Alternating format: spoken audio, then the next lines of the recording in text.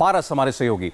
दीपिका पादुकोण अभी अभी घर पहुंची हैं। आपको पता होगा बॉलीवुड के लिए सबसे मुश्किल दिन है सैटरडे का, शनिवार। कल और परसों मुंबई में क्या क्या होगा, देखिए इस रिपोर्ट में।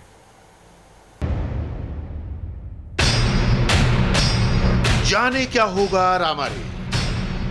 ग्लैमर की रंगीन दुनिया हिली हुई है। फिल्म के सेट्स पर सन्नाटा पसरा हुआ है। कश की कशिश ने यह कर डाला, एक साथ चार हीरोइनों को जवाब देने आना पड़ रहा है।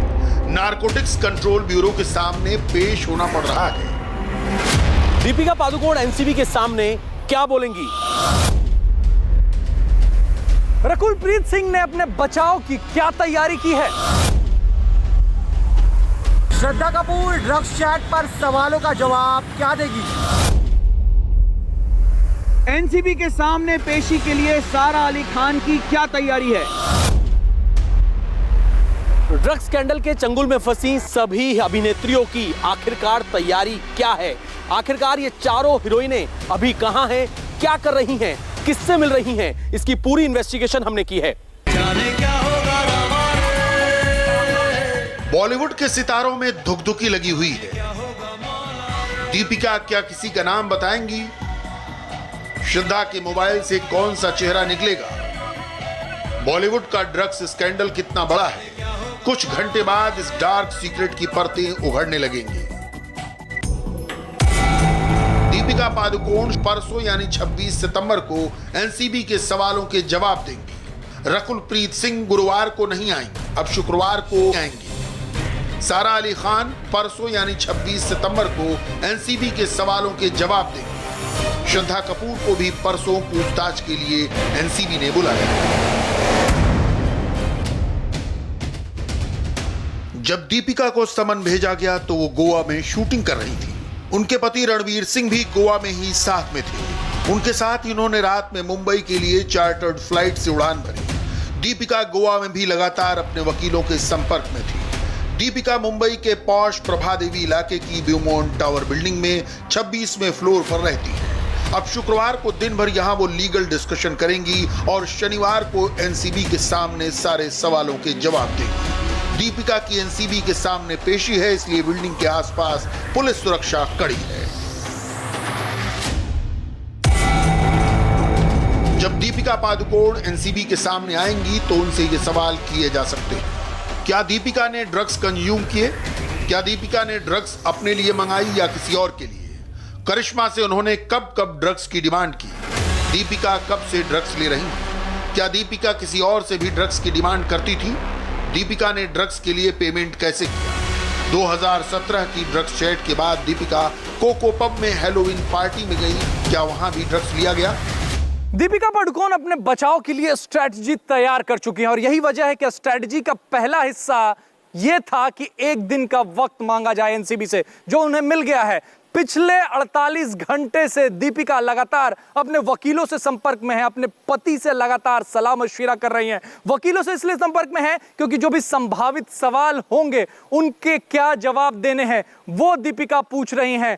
पति से लगातार संपर्क में है, रणवीर सिंह से, उनसे भी लगातार पूछ रही हैं वो कि आखिर जब वो एनसीबी के सामने जाएं अधिकारियों के सवालों का क्या जवाब दे। साथ ही कौन टैलेंट मैनेजमेंट कंपनी के लोगों से संपर्क में है दीपिका, क्योंकि इसके पहले वो लोग एनसीबी के सामने पेश हो चुके हैं, उनसे क्या सवाल किए गए हैं, ये सारी तैयारी दीपिका कर रही हैं।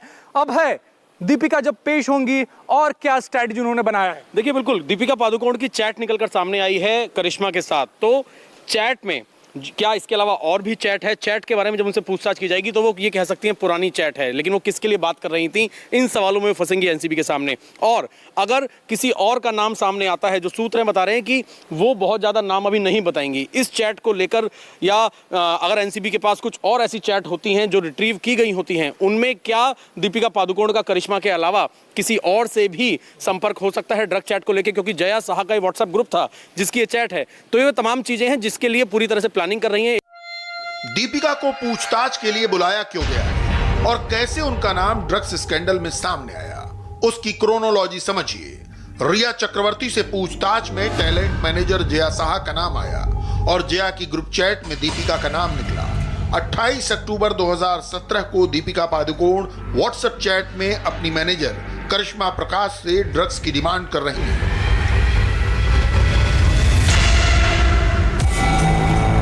दीपिका ने पूछा, क्या तुम्हारे पास माल है शैना? वीड नहीं चाहिए। करिश्मा को भी पूछताछ के लिए बुलाया गया है। दीपिका के जवाब से मिली संतुष्टि से यह तय होगा कि ड्रग्स से उनका क्या कनेक्शन है, उनके खिलाफ क्या केस बनता है। सवाल यह है कि क्या रिया चक्रवर्ती की तरह दीपिका पादुकोण की भी गिरफ्तारी हो सकती है।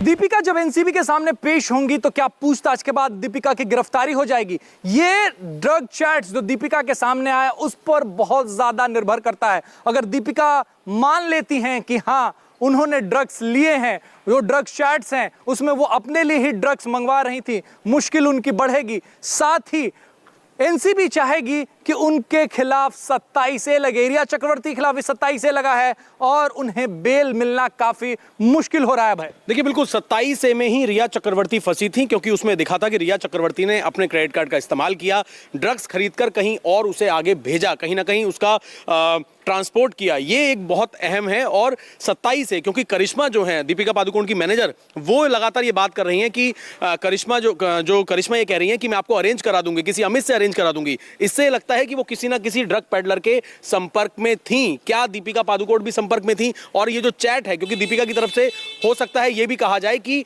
ये जो चैट है ये मजाक में किया हो सकता चैट है, लेकिन ये चैट मजाक में नहीं किया हुआ है। उसके लिए अहम सबूत चाहिए होंगे जो दीपिका पादुकोण के फोन से, उनकी पुरानी कॉल हिस्ट्री से, चैट हिस्ट्री से और करिश्मा की चैट हिस्ट्री से साफ हो जाएंगे।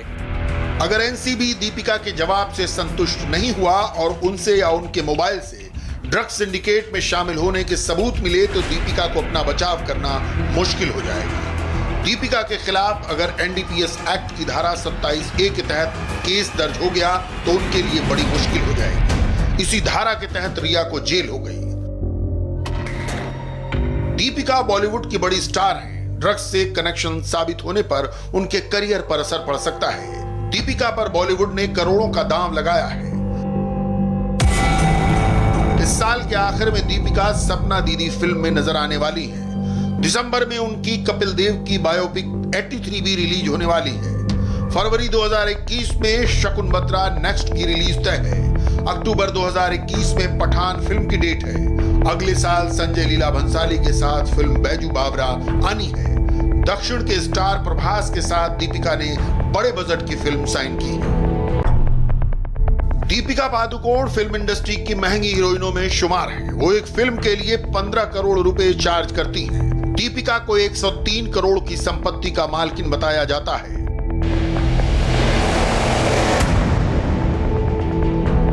शुक्रवार को ही अभिनेत्री रकुल प्रीत सिंह को भी एनसीबी के सामने पेश होना है। रकुल से पहले मुंबई एनसीबी टीम पूछताछ करेगी और फिर उसके बाद दिल्ली से पहुंची एनसीबी टीम सवाल जवाब करेगी। रकुल को गुरुवार को ही पेश होने का समन दिया गया था, लेकिन रकुल ने कहा कि उन्हें समन नहीं मिला है। इसके बाद उन्हें दोबारा समन भेजा गया और शुक्रवार को आने को कहा गया। रकुल प्रीत सिंह का नाम ड्रग्स स्कैंडल में रिया चक्रवर्ती ने लिया है। रिया ने एनसीबी को पूछताछ में बताया था कि रकुल ने उनके साथ ड्रग्स लिया। हालांकि रिया अपने इस बयान से अब पलट चुकी हैं, लेकिन एनसीबी रकुल से पूछताछ करने वाली है। रिया चक्रवर्ती ने अपने बयान में साफ साफ कह दिया है कि उन्होंने रकुलप्रीत के साथ ड्रग्स लिए हैं और रकुलप्रीत ने उनके अलावा भी अकेले दूसरे लोगों के साथ भी ड्रग्स लिए हैं। तो ये रिया चक्रवर्ती के बयान जो उन्होंने एनसीबी को दिए थे उसके बाद ही रकुलप्रीत को समन गया है। दूसरी बात, रकुलप्रीत और रिया चक्रवर्ती के जो कॉल रिकॉर्ड्स हैं, 1 साल के कॉल रिकॉर्ड्स खंगाले जा रहे हैं और इसमें क्या बातचीत हो रही थी इसका जवाब भी रकुलप्रीत को देना होगा। जो व्हाट्सएप मैसेजेस हुए, जो व्हाट्सएप कॉल्स हुए, जो नॉर्मल कॉल्स हुए, मैसेजेस हुए, उनमें क्या क्या कॉन्वर्सेशन हुआ, ये हर सवाल का जवाब रकुलप्रीत को देना पड़ेगा। बिल्कुल, हर एक सवाल का जवाब रकुल को देना होगा, क्योंकि अब तक वो बचती आ रही थी, कह रही थी कि समन्स नहीं मिला। जब एनसीबी के अधिकारी उनके घर पहुंचे तब समन्स रिसीव किया और कहा कि हाँ मैं आने वाली हूँ।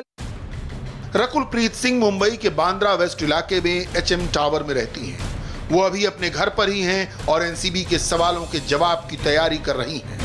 यहाँ आप ये भी जान लीजिए कि रकुल की कोई ड्रग्स